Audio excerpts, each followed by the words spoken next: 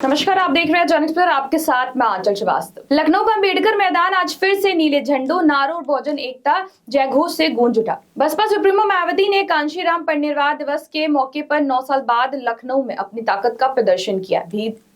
भीड़ देखकर मायावती भी जोश में दिखी। लगभग 1 घंटे तक बोली, जमकर निशाना साधा और तारीफ भी की। मायावती अपने भतीजे और पार्टी के युवा चेहरे आकाश आनंद के साथ मंच पर पहुंची, कांशीराम की मूर्ति पर पुष्पांजलि अर्पित की और हाथ हिलाकर लाखों समर्थकों का अभिवादन किया। भीड़ का अंदाजा आप इससे लगा सकते हैं कि बिहार, पंजाब, हरियाणा, राजस्थान और दिल्ली तक से बसपा समर्थक लखनऊ पहुंचे थे। 5 किलोमीटर तक ट्रैफिक जाम, नीले झंडों से सजी सड़कें ये बसपा के पुराने दिनों की याद दिला रही थी। मायावती ने कहा कि सत्ता की चाबी अपने हाथ में लेनी होगी, तभी दलितों का विकास होगा। उन्होंने एक तरफ सीएम योगी आदित्यनाथ की तारीफ की है तो दूसरी तरफ अखिलेश यादव पर तीखा हमला बोला है। मायावती ने बोला है कि जब सपा सरकार में होती है तब ना उन्हें पीडीए याद आता है, ना ही कांशीराम जयंती, लेकिन जैसे ही कुर्सी हाथ में आ जाती है वे खुद को सामाजिक न्याय का ठेकेदार बताने लगते हैं।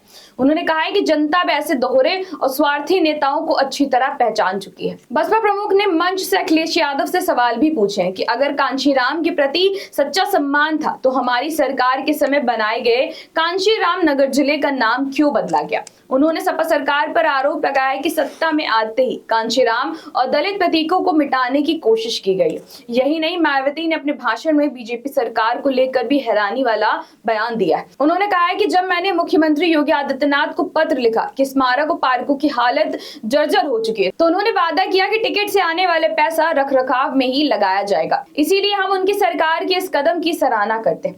यानी मायावती ने आज मंच से बीजेपी सरकार की तारीफ कर राजनीतिक संकेत भी दिए। मंच पर मौजूद आकाश आनंद ने भी कार्यकर्ताओं में जोश भरा। उन्होंने साफ कहा कि आज जो भीड़ उमड़ी है वह साफ संकेत है कि 2027 में बसपा की सरकार बनेगी और इसी मंच से मायावती ने अपने भतीजे को पार्टी का राष्ट्रीय उपाध्यक्ष बनाने की घोषणा भी की है। यानी बसपा की नई पीढ़ी और औपचारिक एंट्री भी हो गई। इस बीच आजम खान के बसपा में शामिल होने की अटकलों पर भी मायावती ने पहली बार खुलकर बयान दिया। उन्होंने कहा है कि मैं किसी से छिप कर नहीं मिलती, आजम खान या उनके परिवार से मेरी कोई मुलाकात नहीं हुई। यानी राजनीतिक गलियारों में चल रही सारी चर्चाओं पर उन्होंने विराम लगा दिया है। मायावती ने नगीना सांसद चंद्रशेखर आजाद पर बिना नाम लिए निशाना साधते हुए कहा है कि बसपा के वोट काटने के लिए स्वार्थी और बिकाऊ लोगों का इस्तेमाल किया जा रहा है। ऐसे लोगों और ऐसी पार्टियों को एक भी वोट नहीं देना चाहिए। उन्होंने कार्यकर्ताओं से कहा कि दलित, पिछड़े और मुसलमान अगर एकजुट रहें तो कोई भी ताकत उन्हें सत्ता से दूर नहीं रख सकती। एक वक्त था जब बसपा यूपी की सत्ता चाबी अपने पास रखती थी। 2012 में सत्ता गई और फिर लगातार ग्राफ नीचे गिरता चला गया।